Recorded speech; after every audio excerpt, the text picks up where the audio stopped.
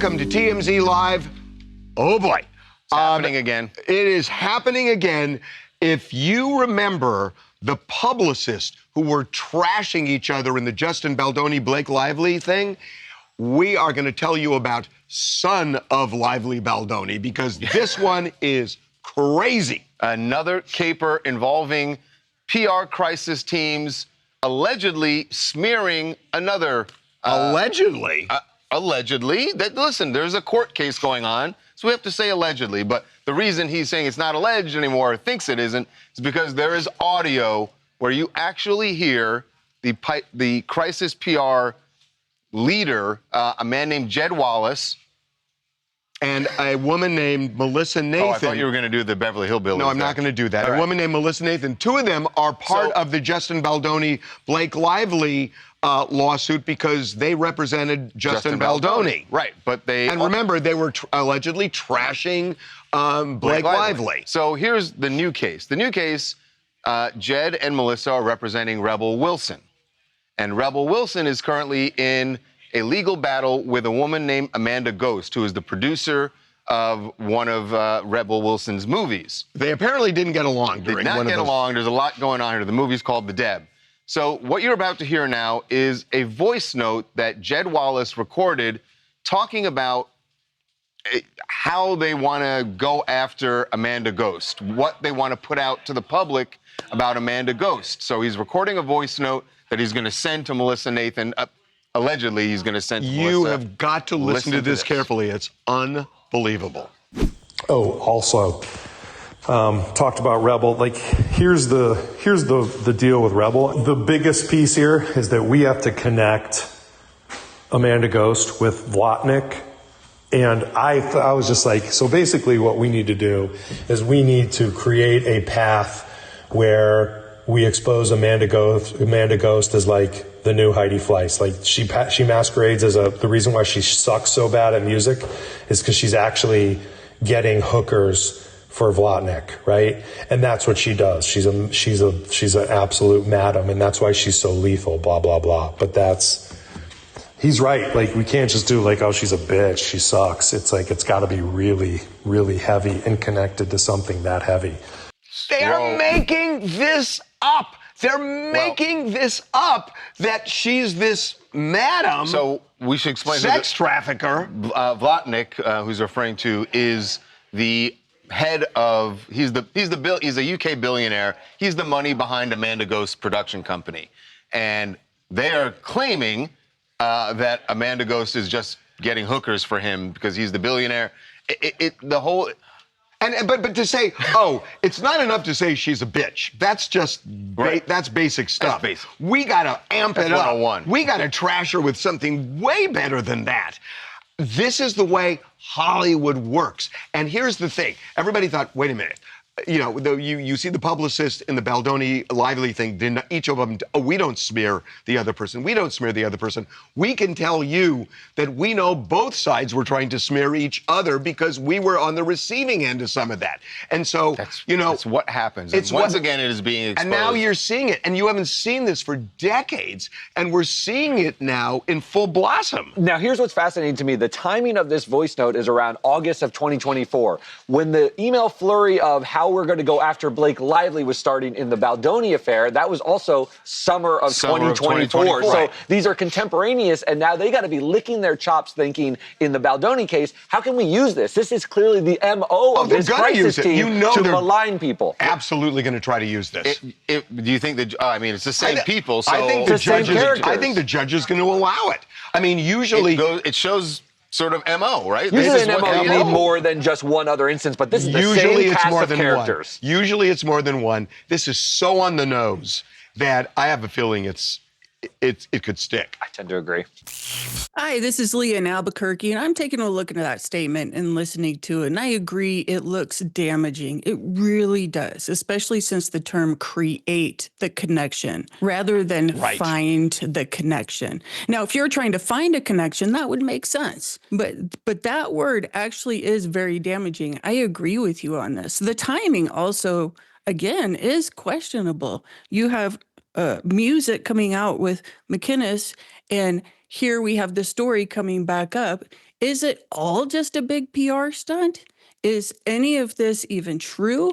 Are they all teaming up together? But we do know that Rebel Wilson, if her PR team is doing this, should be held accountable in some way because that's just how the contracts are written. Yeah, absolutely. It is interesting. By the way, we should say the Hollywood Reporter first obtained that audio, but it was submitted to the court by Amanda Ghost's attorney, who is Camille Vasquez. Another name you'll remember from the Johnny past. Depp's lawyer in Depp versus Heard. Uh-huh. Wow. That is amazing. So, big confession from a former U.S. Senator. Kyrsten Sinema, who was a senator from Arizona, is now admitting that she did have an affair with her bodyguard.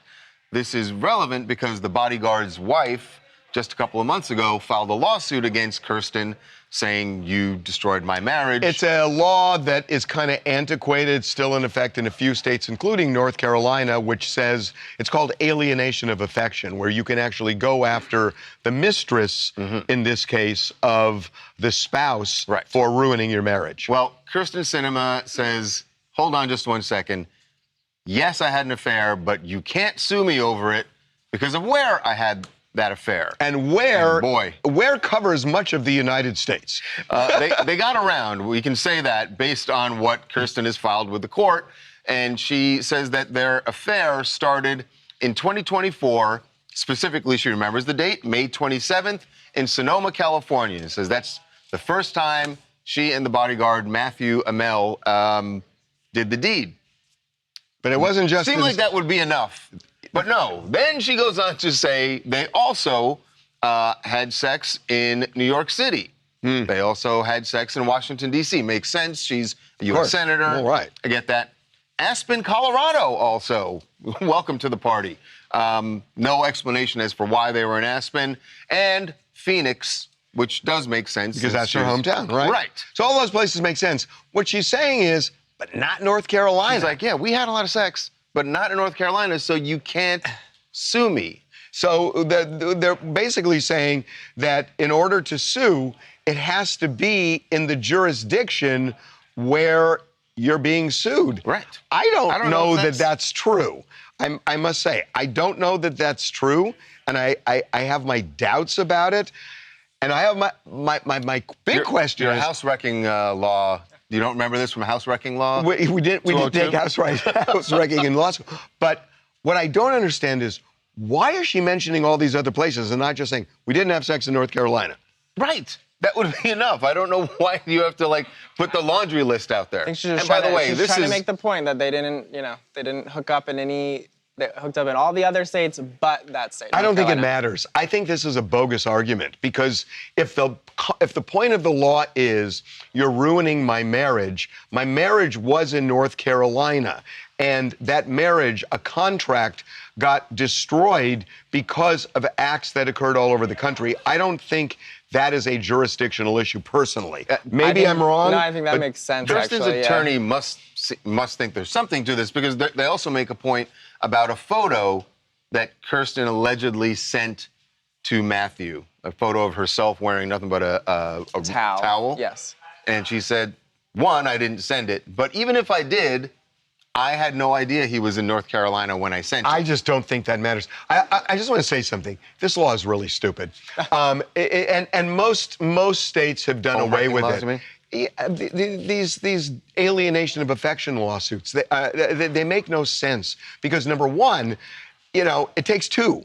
And you're kind of like overlooking your spouse who made the deal with you to go after the other person as if your spouse didn't have free agency. Right. And number two, it's like half these marriages end in divorce anyway. So these contracts get broken all the time for various reasons. Courts don't want to be in the business of figuring out dirty laundry, which goes where. And that's why they have no-fault divorce. So this is an antiquated law, but it still is in effect. If you look at all the places that she says that they hooked up, right? Is it kind of like when you go to the doctor and he says, how many drinks do you have? And you say 3 a week, and the doctor writes down 8 because they just know you're. So she's admitting to 6 or 7 places. Does that mean it's actually 20? Hold on 1 second. Okay, I just thought about it. What you just said made no sense.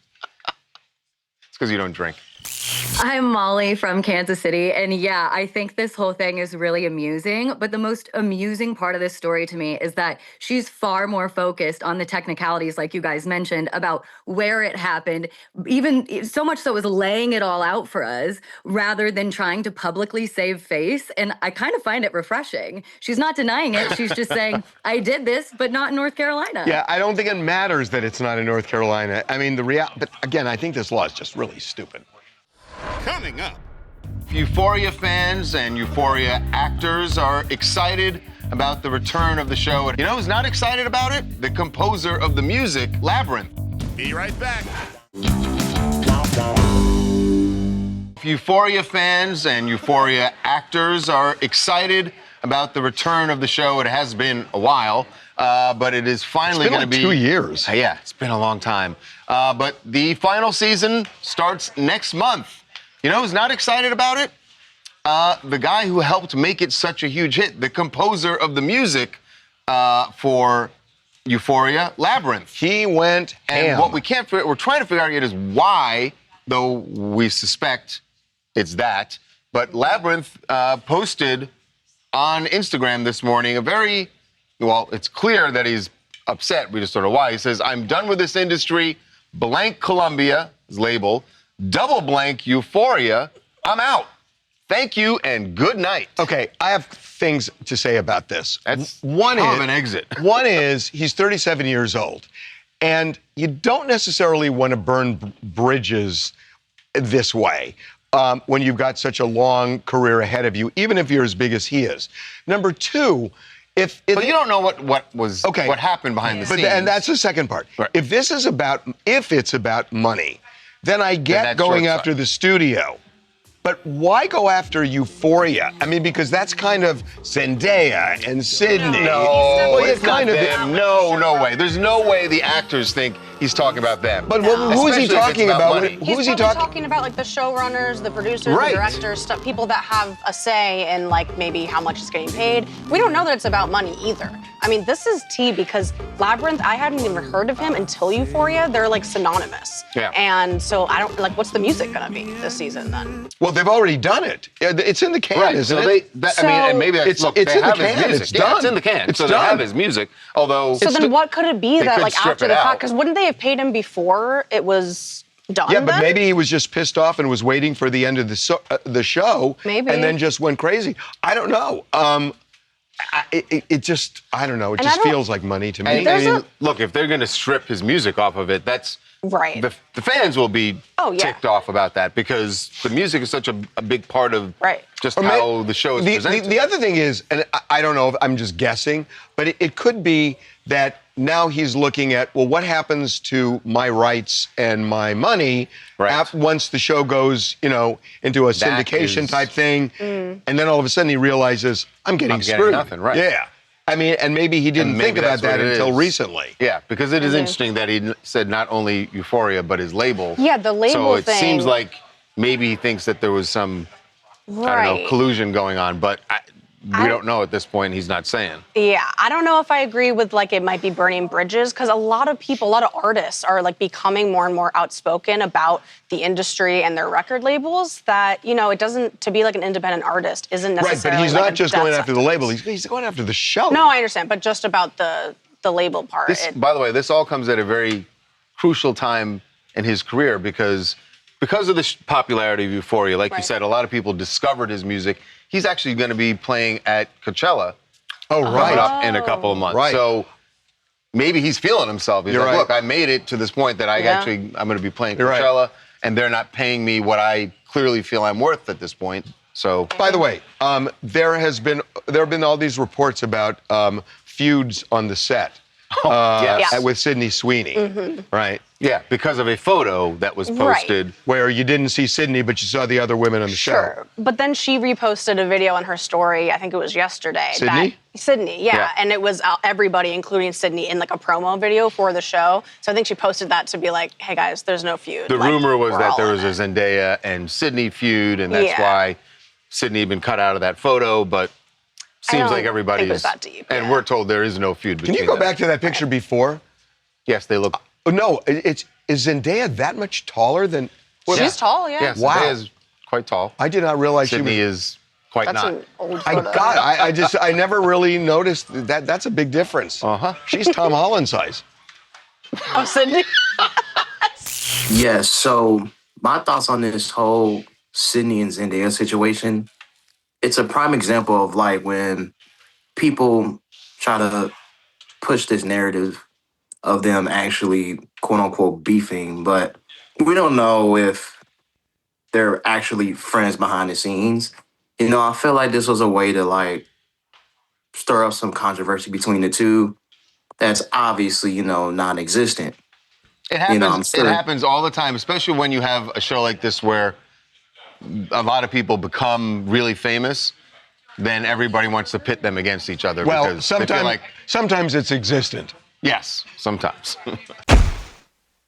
President Trump sat down with Jake Paul. We showed you that they had a joint appearance at a rally the other day in Kentucky. Where Donald Trump said Jake Paul will run for office someday and win. But there was also a podcast interview. The president appeared on Jake's podcast, which just dropped.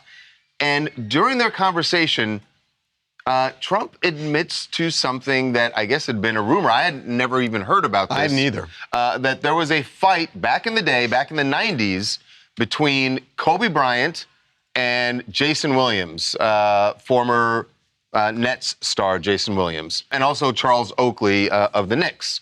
That there was somewhere a fight broke out between them and that Trump actually broke it up. I would not have believed that story had I heard it, but apparently he told Jake Paul it's all true. Have you ever been in a fight? I heard a rumor about you like helping Kobe one time at a game. Is that a true story? It was a long time ago, right? That was Is this a true story? Well, it wasn't a fight. I was breaking up a fight. Okay. Which sometimes is more dangerous than being in a fight, right? But no, I like Kobe. Kobe was having a hard time with somebody, and it worked out fine. But yeah, I broke it up. Probably not a smart thing to do. Historically, it's never good to break up fights. So wait a minute, I'm confused because Trump doesn't say What the who context Kobe was fighting and why. Yeah, the story has been a rumor for several years. Now, the story is 1998 All-Star Game in New York. They're at the Grand Hyatt Hotel. The elevator has Kobe Bryant, it has Charles Oakley, Jason Williams, and Donald Trump. Jason Williams approaches Kobe and is like, hey, how's it going? He didn't like the way that Kobe reacted. He thought he deserved more respect. At the time, Jason Williams is the vet. Veteran Kobe is the league. young player. So he ended up swinging on Kobe. In the elevator? In the elevator, and Donald Trump is the one who got in the middle and broke it up. Get out. Now, this has been a rumor for years. No one really thought it was true. And then Jake Paul asks him, did this really happen? Wow. Now, of course, Jeff Pearlman is Did you know about established. this? I'd never heard that story. Yeah, he put was- it in his book in 2020, Three Ring Circus, I think it was called. But Do you know what? Interesting. I did this show called Objectified, where I interviewed famous people, and I did an episode with Shaq, and Shaq was telling me about an incident where he was kind of head-to-head, and they ended up being very close. But he said there was a point where they almost got into Where it he too. and Kobe. Yeah. Yeah. Wow. Hi, I'm Brittany out of Atlanta. I gotta say, I do not think I believe anything that comes out of that man's mouth, nor will Wait, I which believe the man? story that Kobe isn't around to verify, to be quite honest with you. So it sounds like a sensational story. I need parties involved to come behind and back that up before I believe anything like that happened. Jason Williams and Charles Oakley are still around. Yeah. So there are ways that we can verify this. Coming up. Methinks the producers of the new Baywatch, the Baywatch reboot, have figured something out. Yes. We just need really hot actors. I know they did this whole casting thing on the beach a couple of weeks ago, and maybe they will end up pulling some of those people, but I'm just saying they've definitely upgraded. Be right back. TMZ's got every freaking thing. Big celebs, big stories, big events. BB Rexa was looking hot on vacation. Look at the water, too. Did you just say, look at the water? I mean, I'll be honest, that is what I was looking at.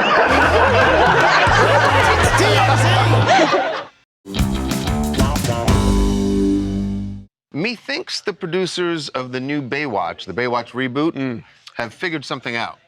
Yes. We just need really hot actors to fill these roles. Well, they did that with the first one. Well, because exactly. I know they did this whole casting thing out on the beach a couple of weeks ago, and maybe they will end up pulling some of those people, but I'm just saying they've definitely upgraded. The latest cast member, who broke this yesterday, is Livvy Dunne. Yep. The former gymnast and huge social media sensation for, yes, that, basically. And so she has joined the cast along with Brooks Nader. Yep. So who's going to be? Are you seeing a pattern here? No. No. They're both really hot. Yes. Who's gonna be the Pamela Anderson if they're both that hot? I don't think they're doing the same I'm just saying, like, characters, not right? the character, but yeah. like, who's gonna be that one? My recon is that Brooks is going to be in many, many more episodes than Livvy. So I think it's going to be Brooks. Yeah, she's. They're both gorgeous, but at the end of the day, this is great for Livvy. She gets to kind of step into a new realm now. We've I known didn't know her that as like, Livvy was like me neither. acting was something she was. She probably up for. wasn't, but when you become like thrown into the public eye and you're thrust and you get so much followers and so much love, she probably will try anything. Why not try Baywatch? I just can't weigh in because of my relationship. Okay. Oh my relationship. Really? Your He's best friends with relationship? Brooks Nader now, so he can't talk. Harvey had I had a date last night. Oh, how did it go? Date. Harvey had a drink with Brooks Nader, and now he has a relationship. Now he can't talk about the story. Hi guys, it's Brooks Nader here, and I'm just on a hot date. I don't want to cause too much of a scene, but and we can't tell you what we talked about because we'd have to kill you. But we're gonna have a second date. We're in a hotel. Oh my God! He strapped me. He strapped me. I thought you loved me. And we're just cutting up. We're causing a huge scene here at Shutters on the Beach, and we've been found out. Everyone's seen us together, so it's no secrets. And he's swim training me. This is next level embarrassing. I will just say this is super embarrassing. She is really fun. She is a fun That part person. we're not disputing. It's you.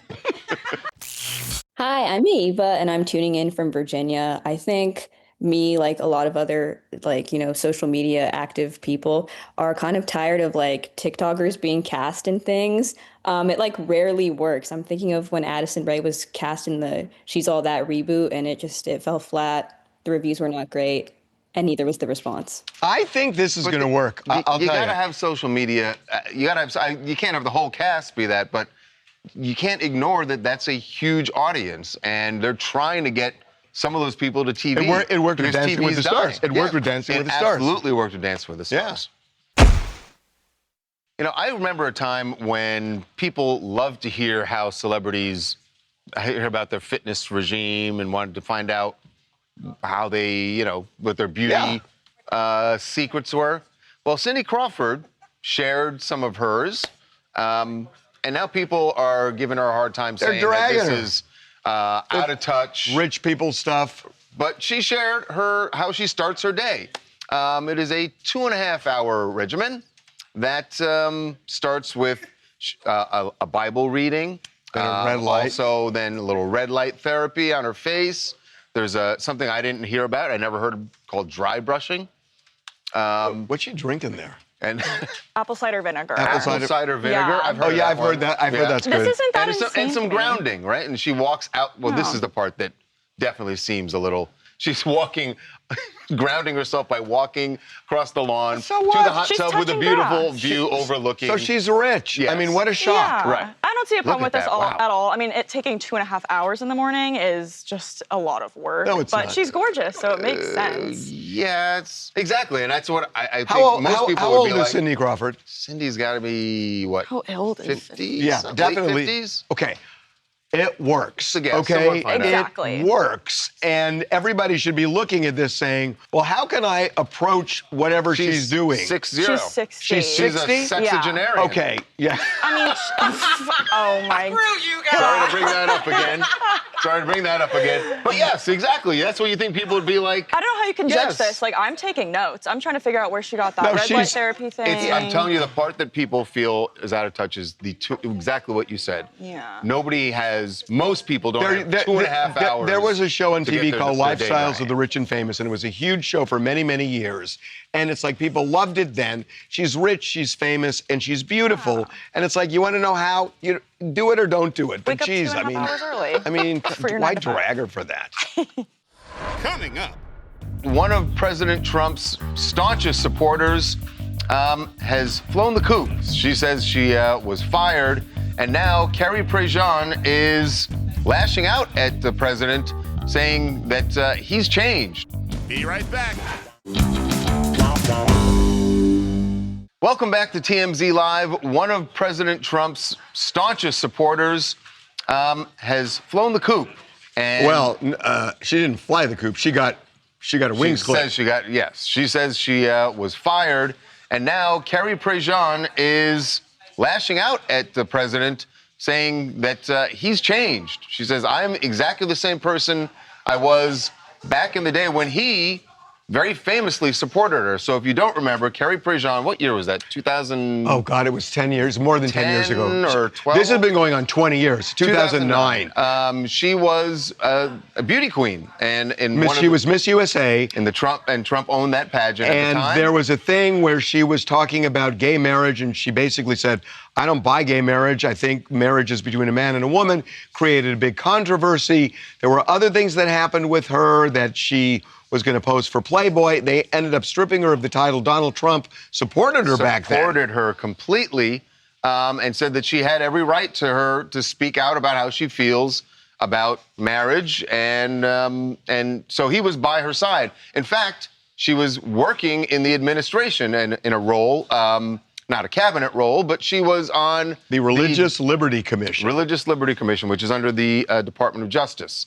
And she says that she was just fired not by the president himself, but by one of his staffers said, you got to go. She's pissed off. Because she had recently made some other remarks about Israel, and they tried to silence her, and she got fired.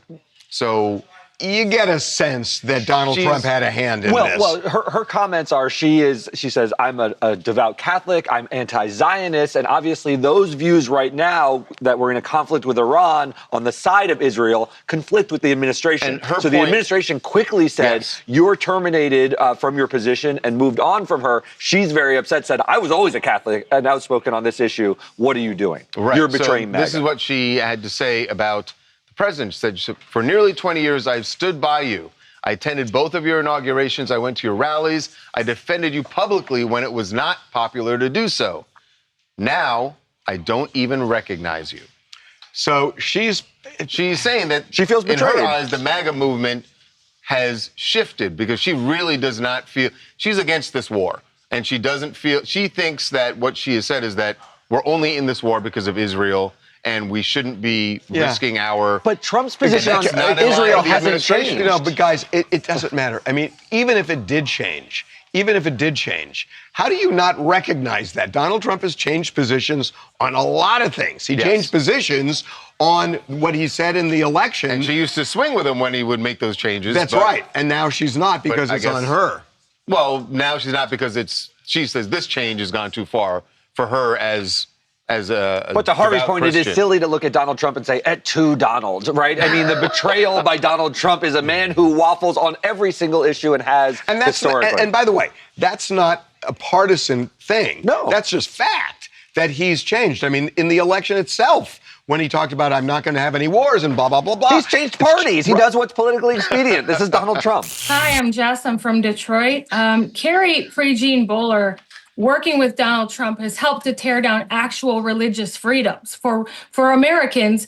And now that her religious freedom is under attack, just like the rest of them, they want all the attention. They want, everyone to look at me and how this is affecting me. And, I just feel like if we would have just voted for the lady with the funny laugh, we wouldn't be here now. Love the shirt. Your shirt is hilarious. Love the shirt. Thank you. Well, Bethenny Frankel, as she tends to do on social media, tries out different beauty products. And then shows off her injuries. Right. Well, this injury that she got this time, wow. What she was doing, she's a bloody mess. If you were watching this, you might go like, shouldn't you? This is cringy, just so you guys know, just to warn you. It seemed to me like maybe you should be getting medical treatment instead of recording this. So it's this whole thing about, there's this new thing about you can change your jawline by kind of contouring. Contouring. This is what happened. I saw this and it made me so excited because I ground my teeth and this just felt like it was going to be a relief, and it is. It's supposed to be for contouring. Oh wait, did I just wait, I'm bleeding. What the I bought this product, Nurse Jamie, that someone on here was promoting. These balls that are supposed to contour your face, and I thought, oh, I grind my teeth and my jaw. I thought I saw red in there, and I thought it was my skin. Oh my God! And they're glass. I was going to go down my neck, and I could have sliced my jugular. I'm freaking out. Wow, she is a bloody mess. So I guess it's almost like cupping, right? You squeeze the ball there, and but the glass broke. And pulls the glass clearly the glass broke. Tip broke, and she didn't realize it, so she's just dragging. And she's dragging broken glass across her face. Yeah. This is crazy. Honestly, I feel kind of bad for the company that she was trying to help out, because no one's buying that product ever again, because she kept the thing going. And by the way, literally, she very quickly said, "This is the company." Exactly. She showed the box and everything. I understand, but it happened. Exactly. I know. I mean, I don't think she misused the product. It just happened. Well, we don't know. Maybe she did. Because sometimes, well, how did she misuse it? She's rubbing it across her face. Yeah, but sometimes those cupping things, you're only supposed to put it on the blemish and then let it suck out all the stuff from that blemish, and then you don't glide Here's it the necessarily. Thing. Leave your jaw the way it is. How's there that? we go. Then you won't be bloody. Coming up. Bobby Parker Hall is 67 years old and says she is having the best sex of her life, and credits that partly to the fact that she is microdosing GLP-1s, and the benefits, well, we're going to hear all about it. Bobby Parker Hall, welcome to TMZ Live. Be right back. It seems like every day you hear someone just talking about how GLP-1s, be it Ozempic or one of the others, has changed their lives. Right.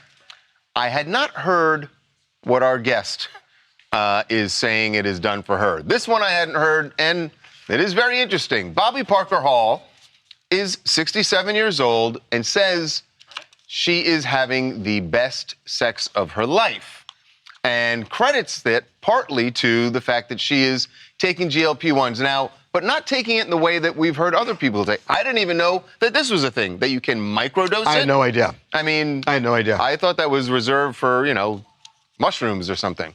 But she says she's microdosing GLP-1s, and the benefits, well, we're going to hear all about it. Bobby Parker Hall, welcome to TMZ Live. Hello, thank you for having me. Yeah, microdosing is just doing a very small dose, and it actually helps with a lot of other things too. So it helps reduce inflammation, and they're finding out so many great things about it, and it's just a very, very small dose. So I'm curious. You got to give us a little history here. So when did you start? Why did you start? Did you start on a microdosing level, or did you do full-blown Ozempic and then scale it down? How did you end up at microdose? Yeah. How did you land there? But were you overweight, or were you just maintaining, or what? Well, after menopause, I just had that last 10 pounds like a lot of women do. I've always worked out since my 30s, and so I just had that was just hitting a wall all the time. I had a real hard time just getting off the last 10 pounds. So that's why I started. Were you using the full dose, or were you microdosing from the beginning? I did start with the full dose, but it was way too much, and so I just, once I learned about microdosing, I took it way down. So you end up at microdosing. When did the sexual benefits start? Did that start when you were taking the full dose, or only at the microdose level? Well, it wasn't just that. I think it also helps just to be in a great relationship and for women to feel safe. and also having your hormones balanced. So those three things too, on top of just feeling good about yourself, really helps. So it's not so much the... It's not the drug itself. It's not the drug itself. It's just No. that you ended up, being fit and feeling better good about your body. Yeah. So it's really the byproduct of the drug. Right. So right. When you microdose, these drugs have side effects, and some of them are pretty serious. Yes. Do the side effects get mitigated by microdosing? Absolutely. Absolutely. So you don't get as much, the nausea and tiredness. So the side effects definitely go away. And does it maintain well? I mean, I'm assuming there's a reason you take a full dose, but when you bring it down to microdosing, are you still able to maintain the weight level that you want? Yep. It actually will change your set point if you use it right. So you've got to work out, you've got to eat protein, and you don't want to get any muscle loss.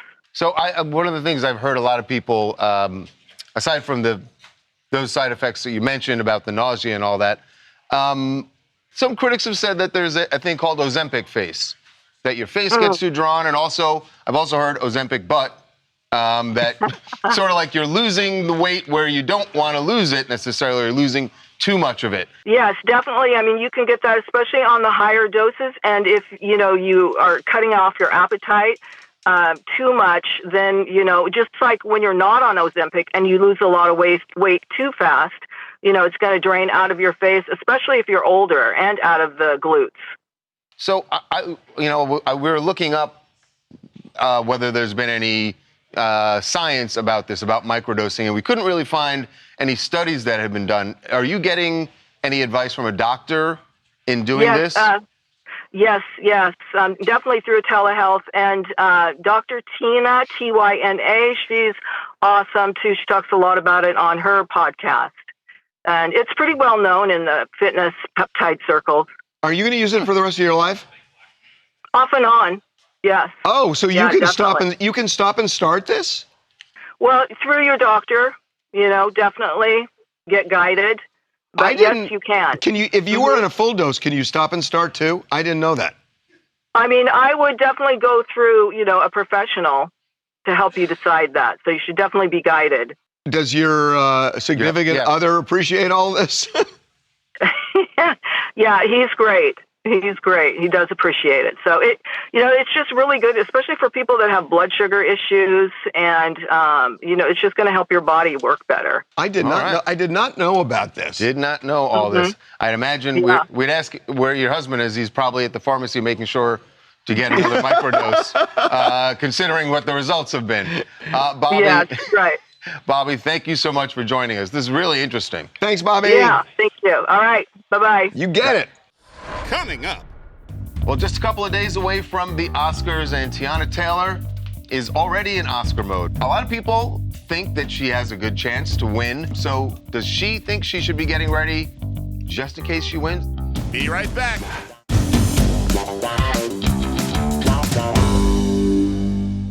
Well, just a couple of days away from the Oscars, and Teyana Taylor is already in Oscar mode. A lot of people think that she has a good chance to win. Not favored, according to by the numbers. But she's going up in terms of... going up. Yeah. She's just kind of a crowd favorite.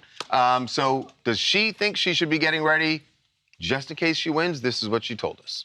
How excited are you for Sunday? Very excited. Are you nervous at all? Very nervous. You have a speech prepared? Not even. Are you going to prepare a speech, or are you just going to kind of let it flow? Yeah, I got this. Now I'm definitely going to write something just in case. Yeah, for sure. Because if I don't write something, and God forbid it happen, I'll be on stage like... Yeah. If you take that award home on Sunday, what does that mean for you? Like, what would that mean for your career? I'm not thinking that far ahead. Okay. My nerves is too bad, babe.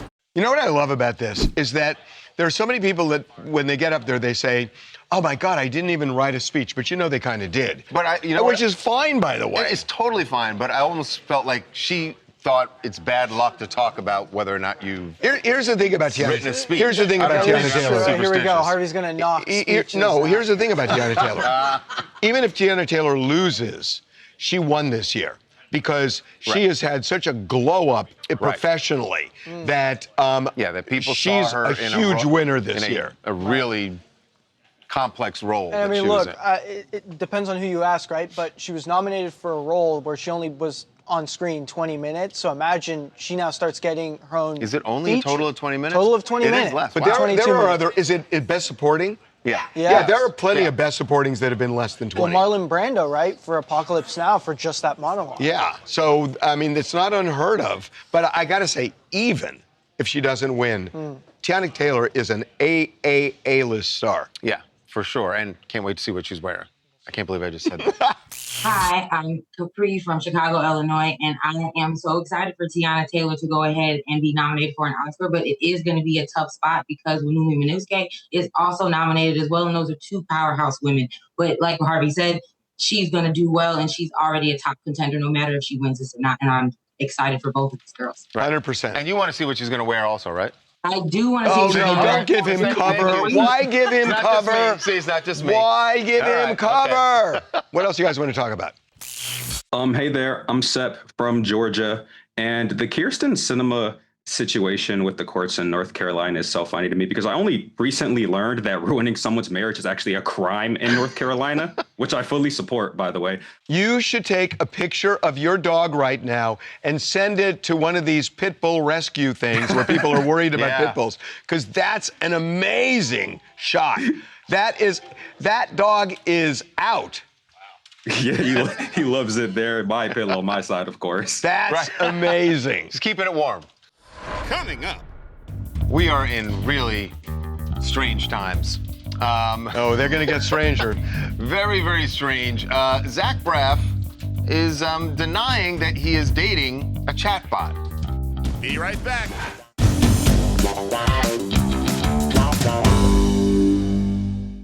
We are in really strange times.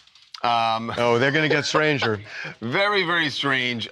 Zach Braff is denying that he is dating a chatbot, which you would go like, why in the world would, one, why would he be doing that? Two, why would he have to deny it? Well, this question came up on a podcast where they were trying to, they're saying there is an actor who is dating a chatbot. And then everyone on the show started guessing. And people are insinuating it's Zach. So here's why people think they were talking about Zach.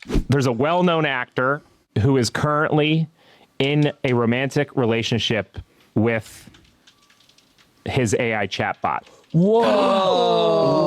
How well known is this actor? Like, is this like A-list? As near A-list as TV can get you. How about that? Oh, you leaked a little bit there. You said TV. So on Reddit, and everybody starts saying it's got to be Zach. They're connecting the dots. Enough people said it that Zach decided he's pissed off. He wanted to respond, saying, I'm not dating a chatbot. I can't believe I have to type these words. Me either, Zach. It is a storyline in an upcoming episode of Scrubs. Maybe it came from that, not sure, but not me. Love. The guy not dating this is chatbot. Okay, whether he is or not, it's gonna happen, guys. It's gonna happen. I'm telling you, gonna happen. I know that it is 100%. happening for some people. It's gonna happen a lot. It will happen a lot. Enjoy the Oscars, everybody. We'll see you Monday.